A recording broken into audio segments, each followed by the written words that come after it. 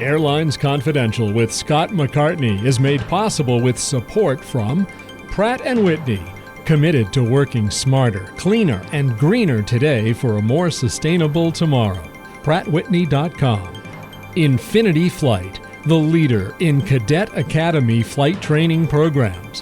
InfinityFlight.com. Ontario International Airport in Southern California.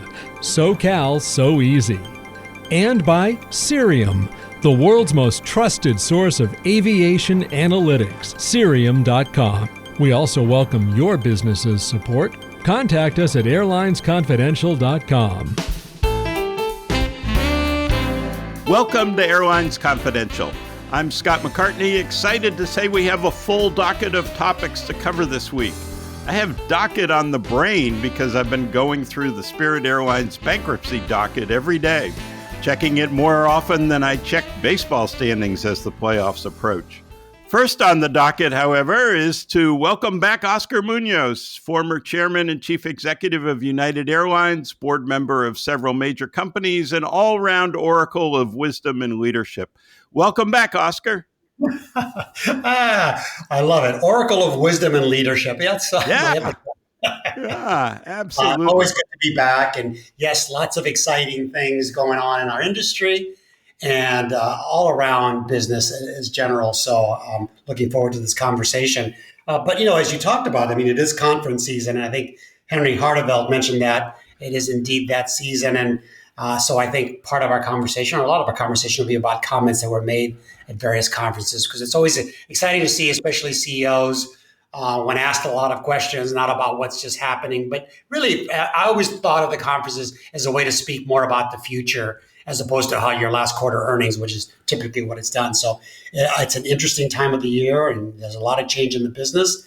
And as you like to mention, if you check the docket daily, you can see clearly how things are changing. Yes. Definitely another busy business news week. In addition to the news, I've got a conversation with Nat Pieper, the CEO of the Oneworld Alliance. There's a lot of change going on at alliances, and Nat is a very savvy airline executive. I think listeners will find it very interesting. Okay, conference season highlights, at least so far.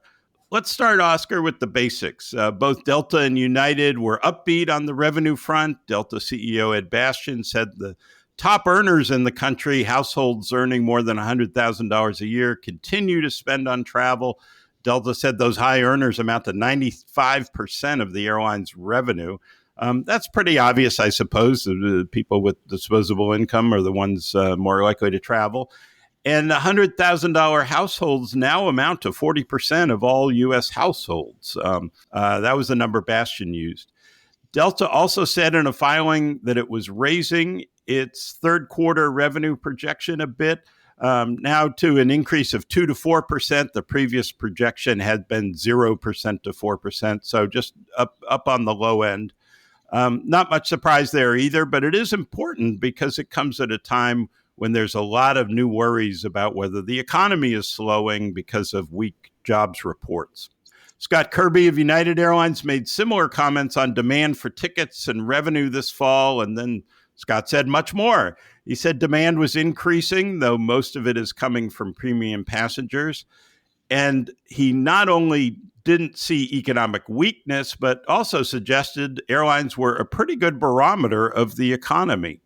Scott drove more pins into the deflating Spirit Airlines balloon, saying he thought Spirit was going out of business. He was asked by moderator Brian Summers how he knew that, and he said, because I'm good at math. I think you can take that two ways, and both apply. The math to Scott's accounting doesn't add up for ultra low-cost carriers because their costs are higher and demand for their tickets is lower, thanks to big airline capacity in their markets and basic economy pricing. You could also look at the Spirit bankruptcy and say that doesn't add up all by itself. They're burning cash at a good clip, and they don't have obvious means of finding more cash. Now, Spirit says it's negotiating for new liquidity, But I think the clock is ticking, and the silence so far is pretty loud. Spirit hasn't yet announced a new liquidity deal for financing while it is reorganizing, at least not at the time that we're recording this. It could come any minute, but every week it doesn't. You have to wonder about Spirit's ability to keep paying bills into next year while it tries to restructure. Oscar, you've been through a lot of corporate challenges and certainly the rebound at United. What do you think of Spirit's situation? Yeah, I think they really missed an opportunity in the first bankruptcy to get at that liquidity aspect. I don't know that they did as thorough and focused and serious enough of a job in that area, because you missed an opportunity. And the clock was ticking then. It's even, as you say, louder now. Yeah. And, and the situation is dire, and it's got so many challenges, right? It's the running the airline, operational excellence. Priorities are kind of not really focused there. When you're in a fire sale, you're not working on time delivery and all that sort of thing. So you got operational excellences. One area that nobody really talks about, and Southwest had that issue and got pounded for it, but digital fluency is not a principle at that airline. And it's a very key asset in today's world. And because that builds customer trust, and you can get growth from that to some degree. So I think people say 12 to 18 months. I think it's much shorter. Yeah. It will be very decisive in whether it emerges as it could emerge, honestly, as a next gen ULCC with a digital fluency, tech first sort of approach, maybe with private equity or something like that could work there up. Or it's going to get sold off for its parts, which, again, I don't want to be as specific and as all-knowing as Scott in this regard, Kirby, but it doesn't look good for them. Yeah, I would agree. As we talk about one other airline CEO who was commenting on Spirit, at least indirectly, was Barry Biffle from Frontier, who said specifically that he thinks Frontier will be the leading ULCC within the next year. I'm not sure that's saying a lot right now, given all the circumstances. But but he does take he takes himself not too seriously, because he's thinking that Frontier would be the last man standing in this particular category, at least as it's defined today. He said Frontier was doing more than just betting Spirit will go out of business. They're trying to boost their profitability by enhancing its loyalty program and introducing, at least sometime soon, the concept of first-class seats. And Frontier, of course, as we all know, has made offers to buy Spirit in the past, but he did not talk about that. So I don't think they seem eager to actually buy the whole thing. And as you've said before on the podcast, it may be that Spirit's assets are just worth more at auction than trying to keep the company going. So we will see, because a fire sale is never a good outcome, but it may indeed be increasingly the only asset. So more pins or nails in that coffin from another active CEO. Yeah. And the main difference with the fire sale is really the employees, right? I mean, what you're doing, you're taking the hard assets you want, gates, airplane slots, whatever it might be. But what you're not taking are the employees who are going to, be out of a job if it all collapses. So that's really tough. And the other thing you don't take are the customers, the bookings. So that's also tough for travelers. And I think the big thing about Spirit that we haven't really heard yet is, what are ticket sales doing? Because all this publicity about bankruptcy and everything else can scare customers away. And if people stop buying tickets, then the cash burn gets even worse because there's not new cash coming in. Oh, yeah. And we know how important cash flow is in this industry. Yeah. All right. Another conference participant was Bob Jordan of Southwest Airlines, who said some things we've heard before, but I think are relevant because they're getting closer. Bob said everything was on the table for consideration at Southwest, including lounges, wide-body aircraft for expanded international service, and more. I do think lounges will be the next big thing for Southwest, kind of like free Wi-Fi. Southwest is putting together a string of announcements of good things for customers after taking away things from customers that they now have to pay extra for. Make no mistake, you'll pay extra for lounges at Southwest like everywhere else, but I think that opens the door to a new premium credit card for Southwest with Chase. And we can't underestimate the importance of credit card deals at airlines these days. And even more importantly, a lounge network makes Southwest more of a full-service airline. It already has the extensive network, at least domestically, and with extra legroom, assigned seats, and even maybe first class someday, it's boosting its appeal to premium customers, and that's where profitable airlines need to be. You know, Jamie Baker and Mark Streeter talked about it. That the future of the industry is in the full service premium airlines that have multiple ways to bring in revenue and appeal to customers who are willing to spend for premium products. So make no mistake, lounges are popular with travelers. Banks have learned this. American Express has its own lounge network. Chase is trying to catch up with premium lounges of its own. Capital One as well. I think this is all fascinating, and I think Southwest can do this. You know, space can be hard at airports, but airlines have an easier time getting real estate and terminals than banks do. They can move crew rooms and back offices and whatever, and airports are more likely to keep airline customers happy in their terminals. Lounges are really expensive. The real estate is expensive. The operation is expensive. And the construction is crazy expensive. But you can start to see Southwest as a more appealing carrier to many travelers as it adds niceties. I think the remaking of Southwest Airlines is really fascinating. So on another airplane, possibly in the Southwest fleet, Bob Jordan said Southwest will need a different airplane than the 737 if it's going to fly to Europe. I'm not sure I've heard him say that before. I thought that was fascinating. He said wide bodies would be considered, but he also said that may be too much. A wide body may be too much, and Southwest might well take a less risky route and start with a narrow body airplane. A listener asked us a question about Spirit's A321s last week. Obviously a smart, good question. I think the ideal airplane here, though, maybe the A321 XLR for Southwest. It would give Southwest more seats than on its current 737s. The A321, most likely in a Southwest configuration, would have more than 200 seats. The A321 XLR has a range of 4,700 nautical miles. I just looked at a couple of routes. Chicago-Rome is sort of, mid-continent to mid-continent. Chicago-Rome is about 4,200 nautical miles. So you could do that with the A321 XLR. Nashville-Frankfurt is about 4,000 miles. The 737 MAX 7 has the longest range of the 737 family, assuming that airplane ever gets certified, probably next year, Southwest hopes. But its range is only 3,850 nautical miles. So it's not going to do it's not going to do Nashville, Frankfurt. And so if you're talking about Europe, those extra 800 nautical miles in the A321 XLR matter a great deal. Oscar, what do you think is ahead for Southwest? Lounges, Europe, wide bodies, first class seats. What's going on there?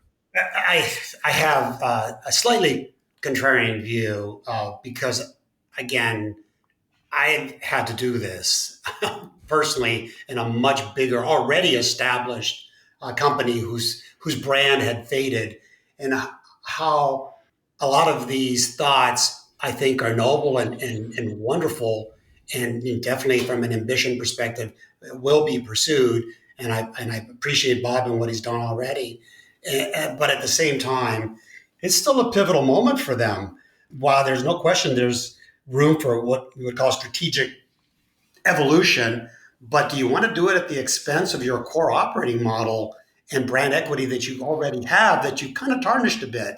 And so anything you do should be tested, always rooted in the company's sort of founding strength, because, what have they been defined with for so long? Simplicity, reliability, and this whole irreverent customer friendliness. Yeah. And that's, this radical simplicity and their fare structure, right? Transparent fares and all that is the foundation for them, for the trust that they have and, some of the cost advantage. So, yeah. any shift towards sort of legacy carrier complexity, brand coherence is going to be an issue because I just not going to believe you going to Europe at Southwest. And as you mentioned, premium cabins are not only expensive, but I would warn against the fact that forget the cost and aspect of that. It comes with massive customer expectations of high service delivery and the risk associated with that. So it is a culture, people oriented, irreverence and funny is cute when you're going from Jacksonville to Nashville. But when you're going from one place to Europe, where, by the way, ULCCs right, are highly competitive there, it is a very different thing. So I would say if I was counseling them, and I speak to Bob, you need clarity and you need discipline and then really the courage to say no to shiny distractions. And yes to what you're doing now, which is sustainable brand aligned growth, because that's who you are. Once you reestablish that trust with customers that's been tarnished a little bit, then you get banned to creep into the Hawaii, Mexico model that they already started. So I think Bob was likely sort of being expansive in his view of the future, which is great. I'm not sure they would be moving to some of these things yet, but I would offer a lot of internal thought before they move to something that quickly, because as I said before, it just has to be rooted in the company's founding strengths. That will be believable to customers. Anything on that, trying to be united in Delta, who are just getting stronger every day in that space. There's no way a first class flight from the mainline US to Europe is going to be the same as the bigger airlines anytime soon. So a little worried about that, but I'm thinking he was just being aspirational. Yeah. No, that's fascinating. That's a great point. It's I've started to think about Southwest a little differently myself. We sort of said, oh, they're becoming just another airline. Well, I think that's right. They are, and they're looking at it and saying, well, if we're going to be just another airline, we better be a darn good one.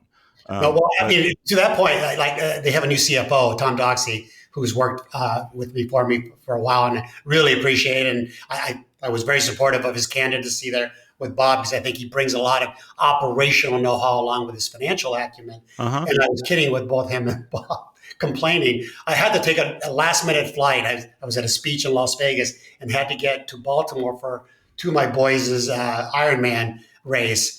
It cost me $900 one way to go there. And then I had to get another flight at the last minute. And so their pricing mechanism is working from a business perspective. But I was kiddingly joking about the hit it was taking on my personal bank account. So the progress is being made. It's a good thing. Yeah. So $900 and you got a bag of snack mix? Yeah. And thank God I didn't get a middle seat. I had to fight for that. But there's a long, my point is there's a long way from the experience and the customer base that you see on Southwest versus the mainline airlines. There is a long path, and my caution would be gauge that journey and tread that journey slowly and deliberately, lest you piss off your core business today and not yet be able to equip and keep the high standards that are demanded from the big airlines. So journey. So wish them well along the way. No, great point. Great point. All right. I want to remind everyone that Airlines Confidential wouldn't exist without the support of our sponsors. I want to thank Infinity Flight. As a proud partner of the American Airlines Cadet Academy, Infinity Flight delivers high-quality pilot training designed to meet the exacting standards of today's commercial airlines. Infinity Flight is building the next generation of airline pilots focused, prepared, and ready for the flight deck. Learn more at infinityflight.com. Infinity Flight, the trusted choice of aspiring aviation professionals and the world's largest airlines.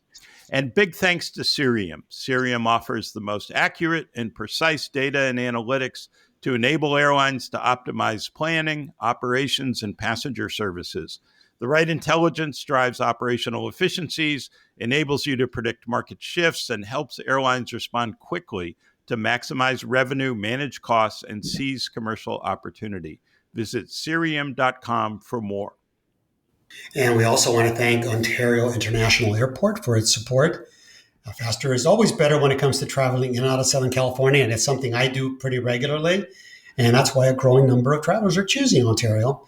It's got quick freeway access, easy parking, and shorter lines, which sounds trite, but as all of us know and travel and remember the good old days of some of the airports, think Fort Lauderdale, think Orange County Airport, where it had all these things, and they've gotten so big and busy nowadays. So that's why people are choosing this. JD Power surveys consistently rank Ontario as the most popular mid-sized airport in California.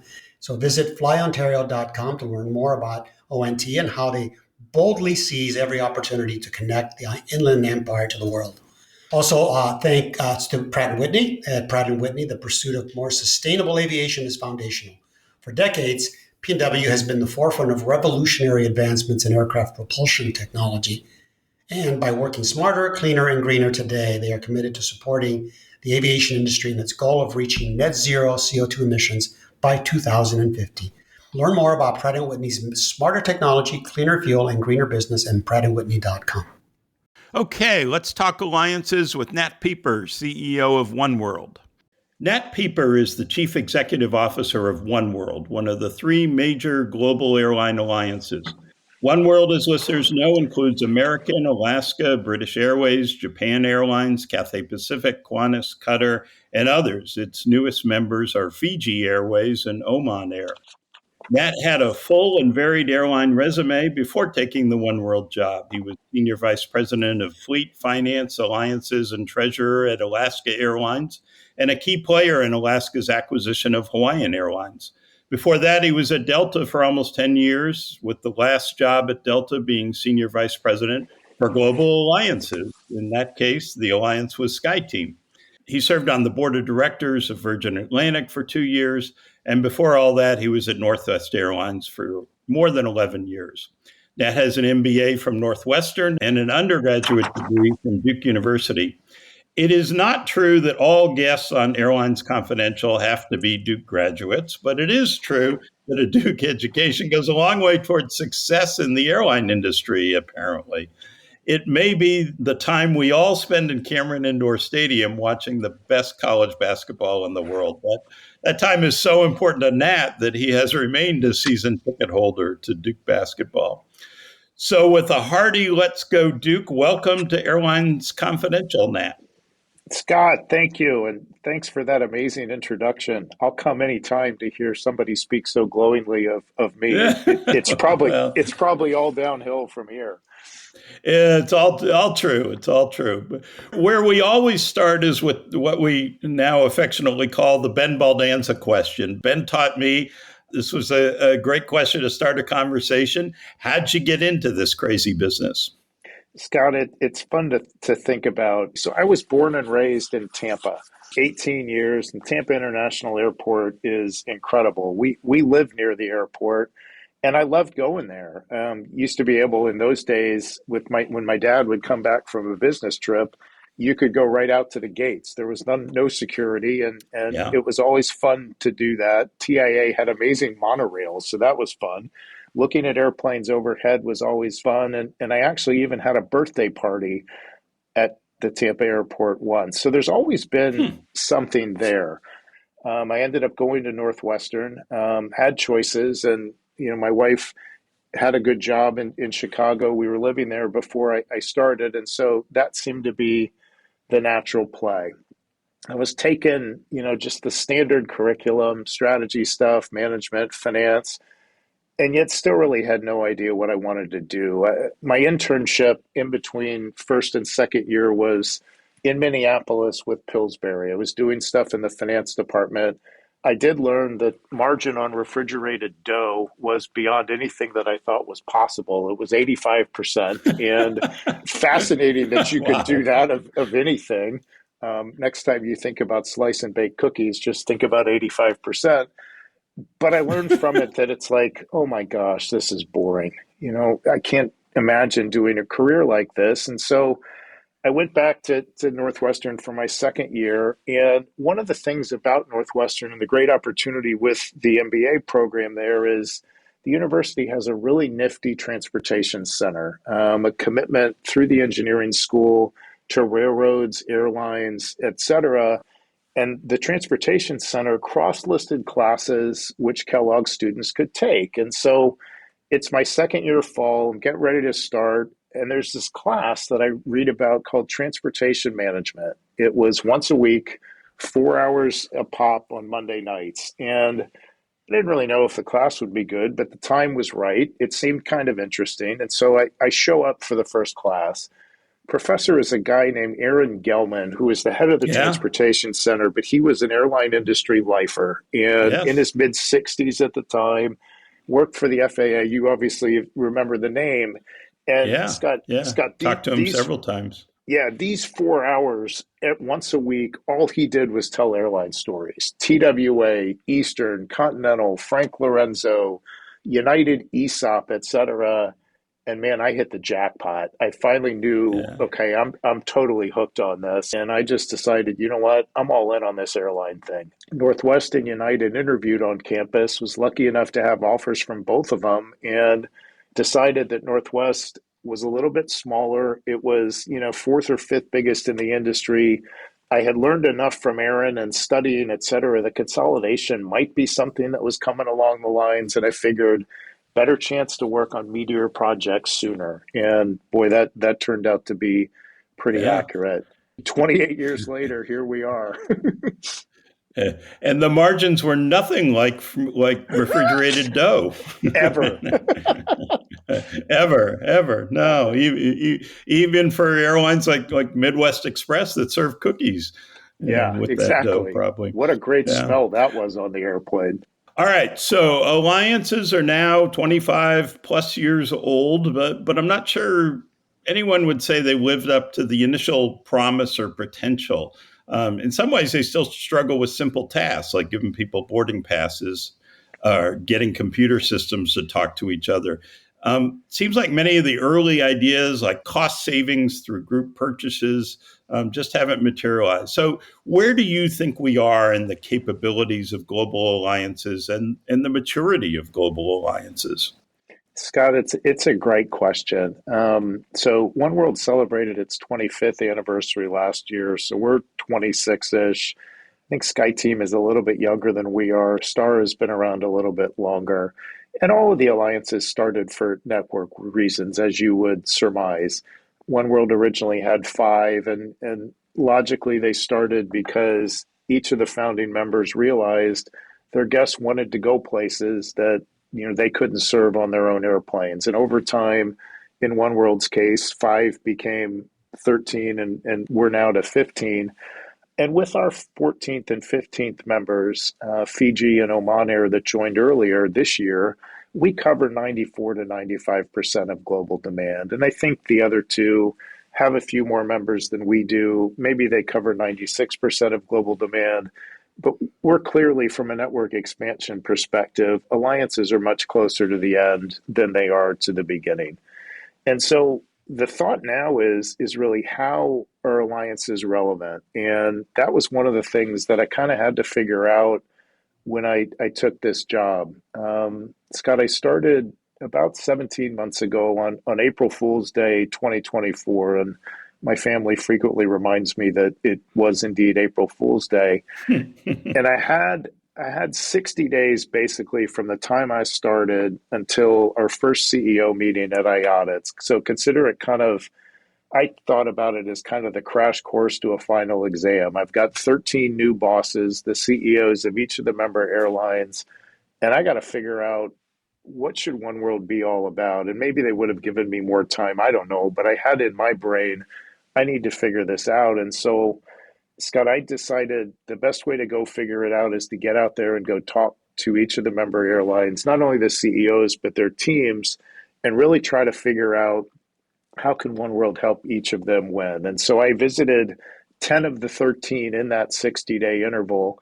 I had my own preconceived ideas of how the alliance could best serve each of the members' needs, but I really wanted to hear from them. And so I stepped back from all of that information that I heard, and at the 60-day mark at IATA to the CEOs, I presented, here are the 3 areas on which I think we should focus. First, customer experience.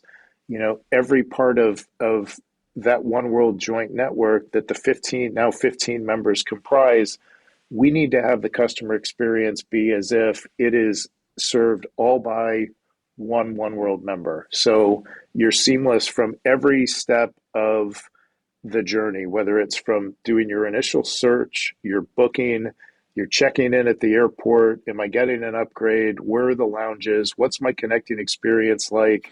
Did my bag show up? How do I get miles, et cetera? And hand in hand with that is the second priority, which is digital. And digital, again, customers have such expectations now. The simple vision that we're shooting for is the same experience, whether you're on 4 or 5 or 6 different One World carriers on a journey or versus one. And then lastly, initiatives of scale, which are things that member airlines can do together with their friends, with their airlines that are partners they feel comfortable with versus what they can do on their own. And that's where we're going. That's what we're focused on. And I think the capabilities are there. I think it's the vision and that we continue both most recently, as I mentioned earlier, in the alliance meetings we have quarterly, but every opportunity I get, that's kind of the vision that we're espousing and where we're trying to go. So how close are you to seamless travel? Scott, seamless is one of those words. I used it first, so I'll take the flogging on it. It's one that I tell my team, great vision, but it's an overused word. We are making a lot of progress, I would say. We've got a common digital platform that we're linking people into. We've been working on it for a long time, predated me by several years. But the key is having the common digital platform is connecting information into each of the airlines at the right time so that they can deliver the best value to guests that they can. We're on target to have everybody linked into this common digital platform by the end of this year or just into the first part of next. And that'll be to ease the connecting process with boarding passes and other things critical to the journey. And then once the common digital platform is up and running, we then see a lot of opportunities to expand, whether it's bag tracking, whether it's ultimately potentially doing ancillary revenue opportunities, et cetera. But again, just building the framework. And I think that's the key development that will enable us to start delivering on a lot of the promise that, again, of the vision, you've got one global network, even though it's offered by 15 airlines. So it's an interesting thing, common digital platform instead of just having everybody, connect to everybody else, to each of the 15 airlines, right? And I imagine there's, that's expensive. Money's always tight at airlines. Is it hard to sort of squeeze money out of them, or is the commitment there? Scott, it's funny, having worn that hat at Alaska, where on the alliance side, I had the hand out to the finance department of, I need investment in this alliance project. And then, of course, I was the treasurer that either had to decide, okay, alliance guy, you get the money for that project, or no, we need to go invest in an airline-specific task. I think those struggles go on all the time. I think what we do have with each of the member airline CEOs on down is the value of that global network, the proposition and how important that is and how tightly linked it is to loyalty. So I think the inclination and probably the bias is, yes, there is value here. But what my team and I talk about all the time is how do we stay relevant? How do we deliver constant value to member airlines? Because those checks aren't annuities. Every year, having been, as I said, on the other side of it, I know what budget pressures are. I know that the bias initially within the airline will be, I could go invest in new ground equipment. I know exactly what the return is going to be on that. I know that, it's going to be I will get all of the impact on it versus if I make that alliance investment, am I sure I'm going to get paid back on it? Am I sure all of my other partners are going to invest in it? Is the timing lined up? And so it's tricky. And in a way that makes all of us on the One World side really need to be on our game. Yeah. Yeah. Do you think when you get that common digital platform up and running, will travelers notice a difference? I think they will, because I think, again, a lot of the headaches that all of us have, my team, you, all of probably people listening here have had and booked and experienced, travel on multiple carriers. And, again, I think we all probably share the same vision. Gosh, I wish this were completely easy. I knew every facet of the experience was going to be trackable on my own app, et cetera. I think, Scott, as we're able to deliver connecting boarding passes, eventually in coming years, bag tracking information, other sorts of things, I think people will notice, because it's just unique to the experience that all of us offer and experience today. Mm-hmm. And I'm curious, will that come like bag tracking? If I'm on American, but I'm on another airline in the alliance, will I be able to track my bags with the American app? Do I need another airline's app? Will it be through a Oneworld app? The vision, it's a great question. The vision is you can use whatever app that you like. The story, Scott, and the way I like to visualize it, I shared this example with an audience at Japan Airlines last week.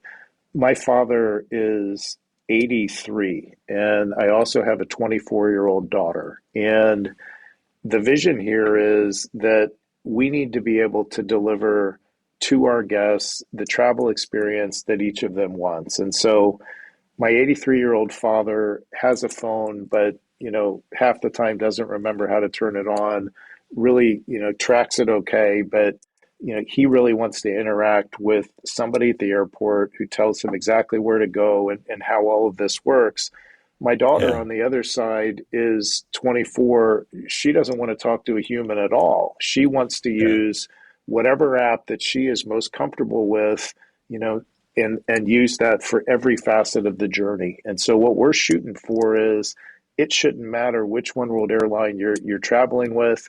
If you are most comfortable with one specific airline's app, you ought to be able to track and use that app for your experience across the entire journey. Switching gears just a little bit, I'm curious how antitrust immunity for some alliance partners has impacted the alliance structure. It seems like it might sort of create a haves and have-nots. Does antitrust immunity matter? It first and foremost, we start every one of our, alliance meetings, in essence, with our chief counsel gets up and very strong commitments of what antitrust language is all about, because exactly as you say, the 15 don't have antitrust immunity all with each other. And so very clear guidelines about what's in bounds, what we can talk about and what we can't. I think the thing that I like about antitrust immunity is, having been at Delta and originally at Northwest, working with KLM, the first real antitrust immunized joint venture.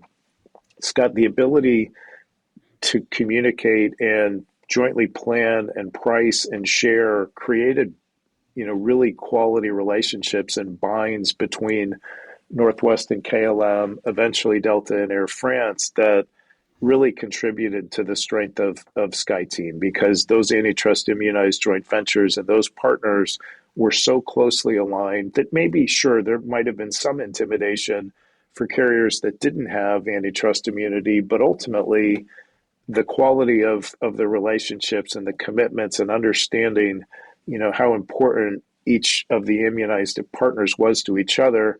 I think that good baseline and foundation ultimately spread across the entire alliance. And I've seen that now at Oneworld as well.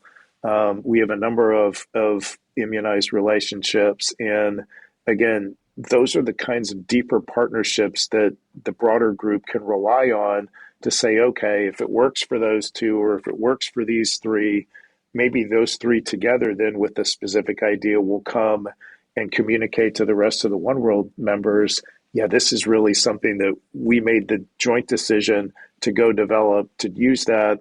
Maybe we ought to adopt that as the Oneworld standard. It's almost like you've got a standing laboratory that ideas are being tested and worked on. And if they're successful, just take them and spread them more broadly to the alliance. So I think there's pros and cons to it, but I think strong antitrust immunized relationships really are the core of the strengths of each of the three global alliances. Mm-hmm. You've worked for a lot of different folks in the business. I'm curious, who was the most influential to you, a leader you worked for, or CEO, or whoever? Thanks for asking that question. I feel, Scott, just so blessed of, many, many good mentors across different times in my career. I think back on some of the most influential folks, various stops that I've had along the way. And, I think back to really my first finance mentor was a guy named Mickey Ferre, who was the CFO at Northwest, president at Continental, and super sharp. Doug Steenland, who was president and then ultimately the CEO at Northwest. Terrific mentor, really understood the alliance game. I had been 8 years in finance at Northwest. Doug and I had worked together on a fleet project, and the VP of alliances retired, and Doug basically decided, you'd be really good at this. And Scott, I hadn't thought about anything commercial in my 8 years. I had no idea. But again, somebody that saw something in me and was willing, to take a chance, and also obviously Nice. answer my stupid questions and be willing to work kind of along the way with me. But then I'd say the most influential leader that I've had and been blessed to work for was Richard Anderson. He both at Northwest and then post merger, I was blessed to work for him again at Delta. And we all have had leaders, bosses, et cetera, folks that you just click with. And I think Richard's many unbelievable strengths, but one of them was he did a great job getting to know different folks, and not only the personal touch and understanding, who your family was, where you came from, all those sorts of things, but really kind of then thinking about how do I motivate those people. Scott, I worked for Richard at Delta, I think 6 years or so, doing everything related to fleet. And this was putting the Delta and Northwest fleets together, rationalizing fleet types, getting rid of some airplanes, buying other ones, kind of the forefront of the used aircraft strategy. And it was terrific. And he gave me a free rein to do that and understanding, and then obviously negotiating with Airbus and Boeing and all kinds of folks. But the toughest negotiation that I ever had on all of our fleet campaigns, and we probably bought $7-8 billion of airplanes, so lots and lots of airplanes.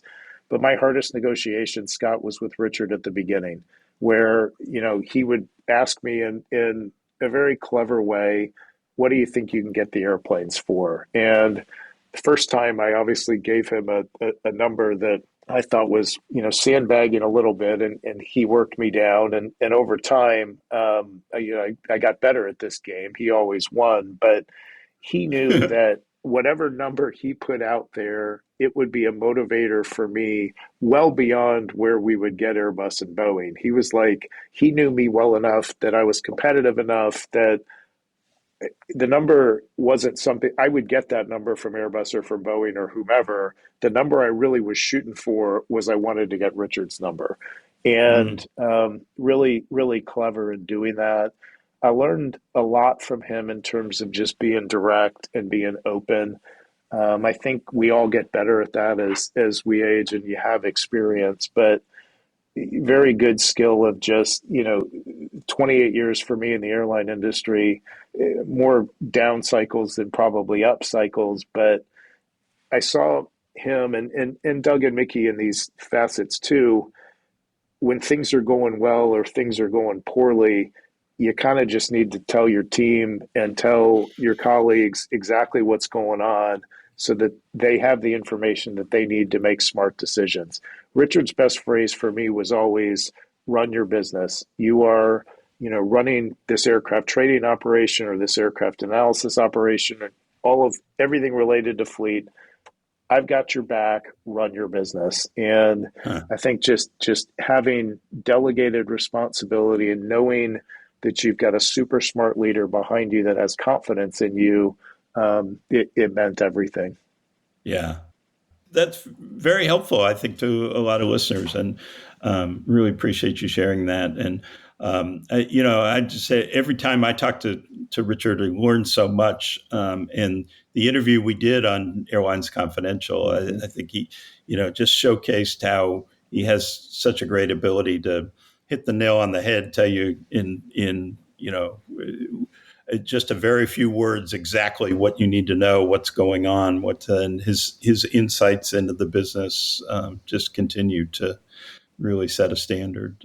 So I still remember one fleet deal where the debate started over email at night, and then it spawned into the next day in his office. And he finally gave me the number, Scott, that he thought, and I was like, "You got to be kidding me! There is no way." And he just looked at me and he said, "I bet you can."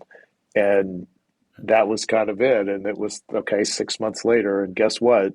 We beat the number. And yeah, it just, yeah. But it was very, very direct, straightforward, and really motivating. Yeah. All right. One other thing, you're announcing today the launch of a Oneworld investment fund in sustainable aviation fuel, along with a group called Breakthrough Energy Ventures. Alaska and American are lead investors, with IAG, Cathay Pacific, Japan Airlines, part of an initial $150 million fund. So talk a bit about the fund and whether this could be the start of other joint investments. Scott, thanks for asking. We're really excited about this. As I mentioned earlier, one of the core reasons airlines join alliances is to be able to attack initiatives of scale, things that you can pool your resources, get scale, be more effective with a broader problem than you could do on your own. And this sustainable aviation fuel idea is right up that alley. So we're thrilled to announce this today. Alaska and American obviously are lead cornerstone partners, and then a number of other Oneworld players into it. Sustainable aviation fuel, being able to get to that next generation technology at reasonable prices that airlines can stomach, it's an industry-wide problem. It's something that we're blessed at Oneworld with a number of fantastic sustainability professionals at our member airlines, and watching that group interact and share ideas. And this was one that came from it. We at Oneworld are blessed with a terrific director of sustainability as well. And kind of his brainchild with a number of the airline experts and working through this, it just really speaks to each of our member airlines. Frankly, every airline in the world has a challenge in figuring out how are we going to be able to hit targets that we think are the right thing to do and to run our business in a more sustainable way. Working with Breakthrough Energy Ventures, cutting edge technology, cutting edge leadership and engineering on how to address it. And so we're thrilled to partner with them. They've got some of the leading folks in this in terms of thinking about how to solve problem, next generation SAF technology, growth of alternative fuel markets, and ultimately creating economic value for investors and regions around the world. So it really is a hand-in-hand exercise. It's of all of the initiatives that we're working on with Oneworld. Our CEOs love this because it again is just an opportunity to generate scale with partners, with other airlines that you're comfortable doing things with, you already do a bunch of things with. We can put our resources together and really go attack an industry-wide problem. Very good. All right. Good luck with it. A huge problem and huge challenge for the industry ahead. I really appreciate you doing this. I think it's been very enlightening for listeners. Certainly has been for me. And wish you all the best in the future. Good luck with everything. Scott, thank you. Thanks for inviting me to participate. I really enjoyed it. All right, we'll be back with more on Airlines Confidential in 1 minute. Promotional consideration provided by the Archive.net, celebrating 20 years with a fresh new look and over 60,000 items of AvGeek goodness. It's the hub of air transport history, and you're welcome aboard. The Archive.net. Okay, Oscar, the mailbag continues to fill with questions about Spirit. This week, Martin from Orlando asked an interesting question. With respect to Spirit, Martin says, you've covered quite a bit on the financial, operational, and strategic reasons why they're in their current situation. My question is related to a topic that I feel hasn't been talked about enough, which is the impact of social media on consumer behavior when it comes to airlines. In particular, it feels as if every week there's a viral video from, you guessed it, Spirit Airlines customers fighting and getting arrested at check-in counters, gates on the aircraft. Do you think with social media shining light on all the components of the airline experience that it's had a quantifiable adverse effect on Spirit? Does the negative social stigma of flying Spirit offset the marginal savings for a middle-class family who flies once a year?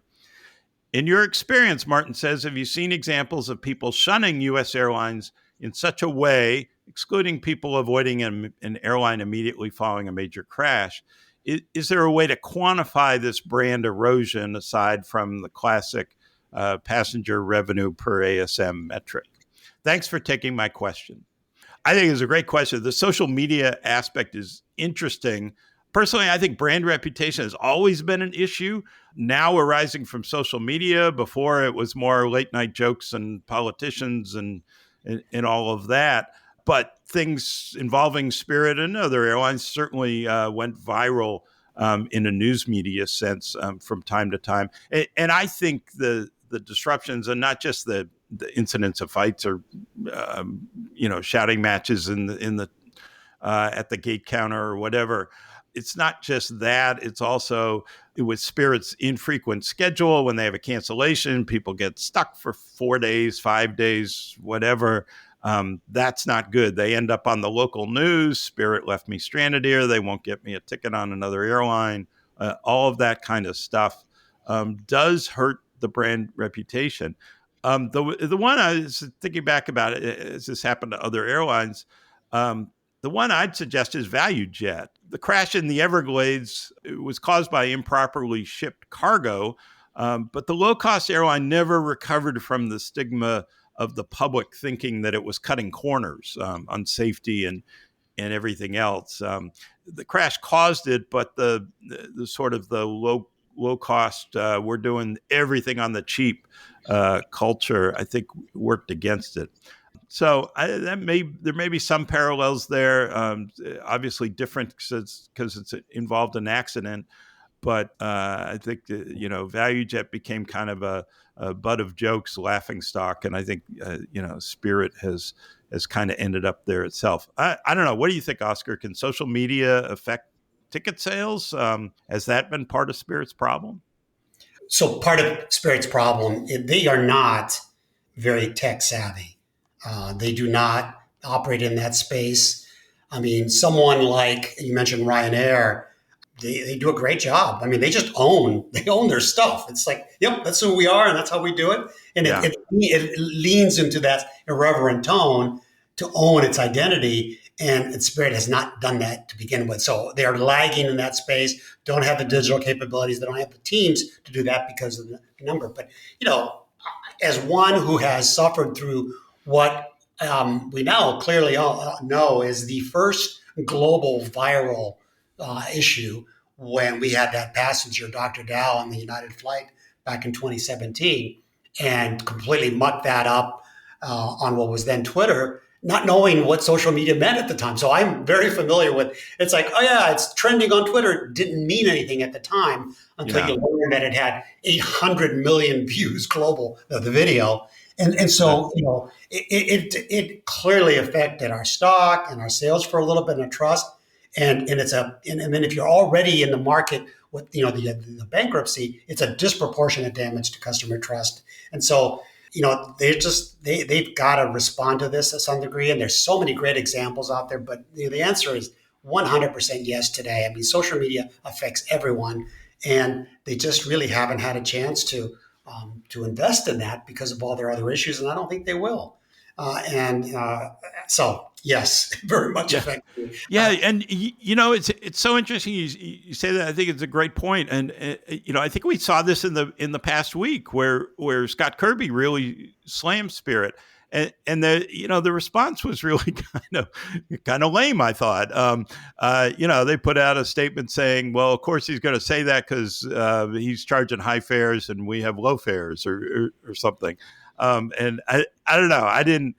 Yeah, Didn't really get it. You're already on your heels. Someone takes a shot like that. There is almost nothing you can actually craft and respond because no one is listening to you because you haven't established your own narrative. I mean, for us, recovering from that event took me personally a lot. It took me all over the world, literally. In fact, apologizing, not explaining, not doing anything more other than we put something in 30 days. You have to own it. You have to communicate it to your team, and then you have to just eat a little humble pie for a little bit, and then begin to establish the things that United established in the social media place. But that takes the right people, the right level of investment, and the right attention. I mean, we created a room for social media where there's a group of people that just monitor everything out there, and again, establish a cadence and a tone. So when something negative happens, and a casual person doesn't immediately go where the statement. So a Kirby comment is like, oh my God, they're done for. Well, I have nothing to report back other than, no, we aren't. Yeah. They need to do, they're not going to have time or the investment to make that happen. So yeah, they will continue to be the butt of jokes. And it's unfortunate. What's the phrase now? You get what you pay for. And that's so easy to slam at them, despite what they try to offer you. So.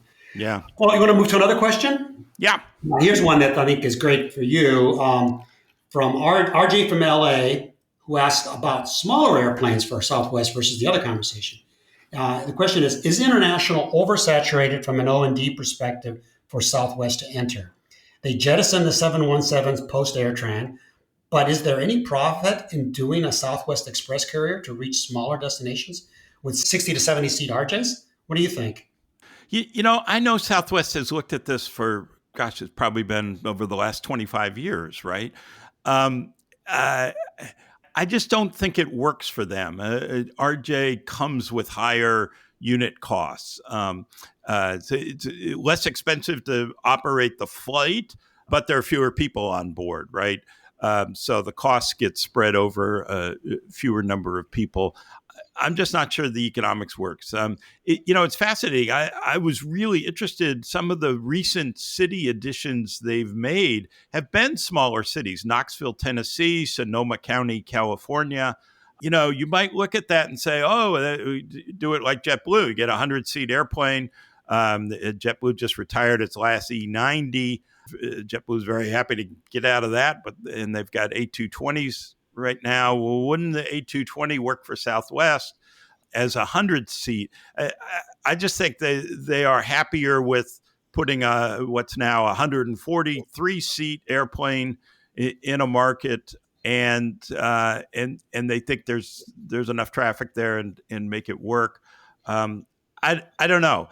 At the same time, I say that they're clearly becoming, this is another thing we didn't talk about before, clearly becoming more of a hub and spoke carrier. They are creating more and more connections and building up their hubs. So would a regional jet help them there? I think it's going the wrong way. I think that, it increases complexity, but doesn't give you necessarily the profit boost that you're looking for. My impression is big airlines, they operate a lot of RJs simply for the feed. It's not like they're hugely profitable in any way. It's just, hey, let's get those people onto our larger airplanes. What do you think? From the perspective of a big airline, you're exactly right. We use them when we need to for feed from smaller markets. Interesting, we do get some high NPS scores on those flights because people don't expect much from them. So that was an interesting always take. But, it's a good and thoughtful question. And it's something that given their economics and margins, could make sense for them. I mean, you and I don't know. We're not in the bowels of that. But generally, what you said is spot on. There's a reason why, certainly at big airlines, we're trying to move away from certainly, oh gosh, the smaller 50 seats of long ago. Every time you see one of those, you cringe. And so do customers. You have to sit as we all do, you have to sit in a seat and watch customers walk in. And again, remember, a huge amount of the population doesn't fly very often. So this will be their first experience on your brand.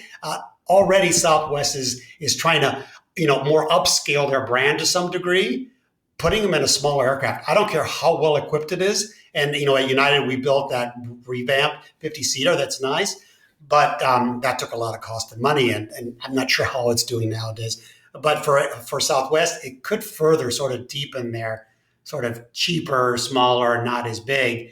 And that's just it's not congruent with, hey, I want to fly international and create lounges, et cetera. So it doesn't feel, both from a brand coherence perspective or an economic one, as you point out.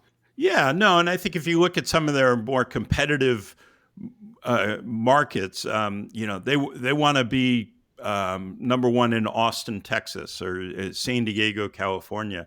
They're going to need longer haul to compete with the big guys there. It's not, Austin's not going to be about bringing people in from Lubbock, Texas.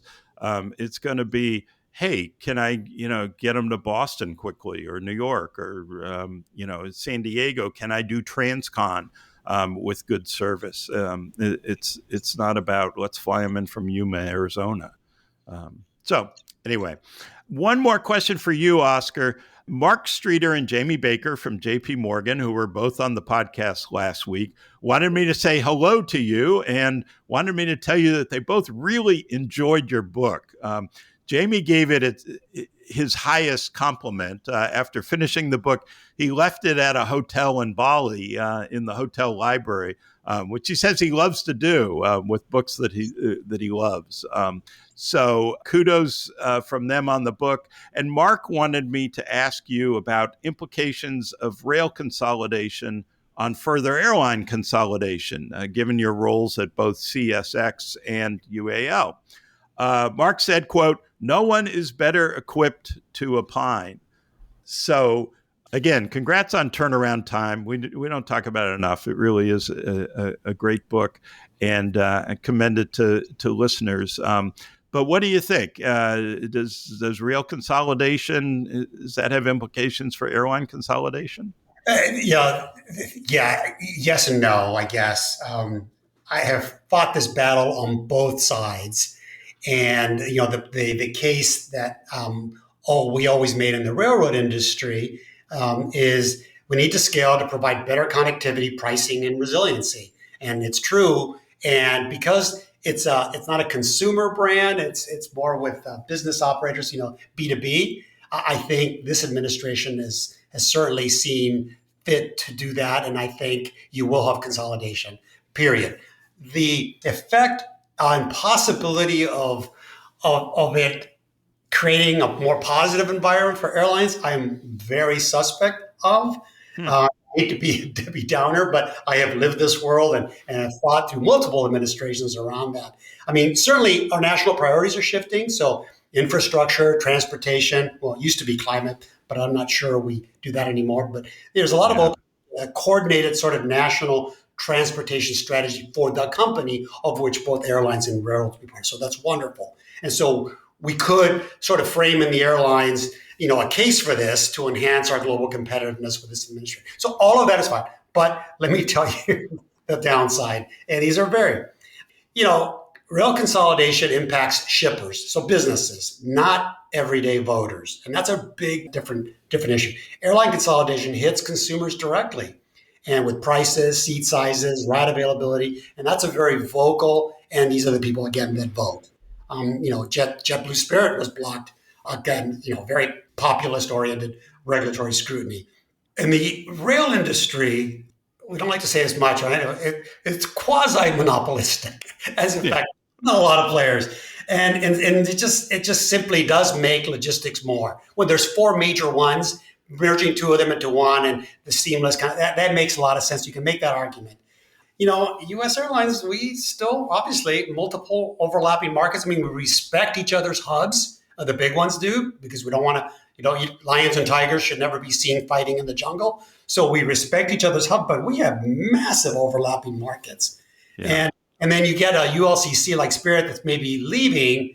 All of a sudden, that does reduce consumer choice, and regulators and lawmakers are always going to fight for the common people because it just makes for good fodder. And with regards to the re-election campaigns, mergers, an airline, station closures, pilot-based realignments, union renegotiations, all of those are hugely politically sensitive.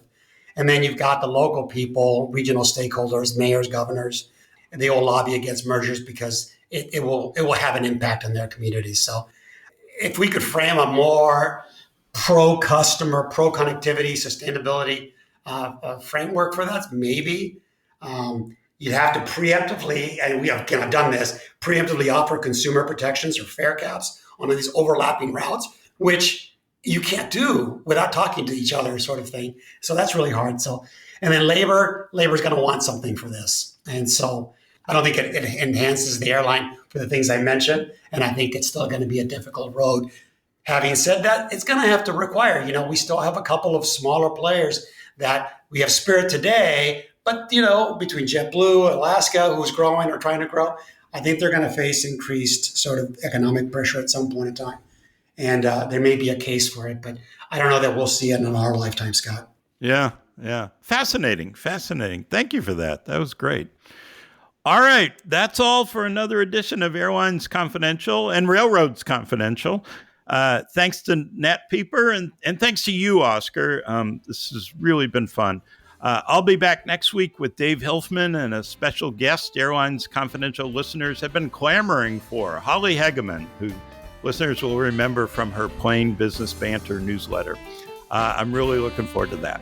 That's great. And please say hi to Holly, who I haven't talked to in a really long time, and Dave, who I see frequently, but tell them both hello for me. Thanks so much, Oscar. Have a great week, everyone, and thanks for listening. This podcast is produced by Mass Media. Info@massmedia.net.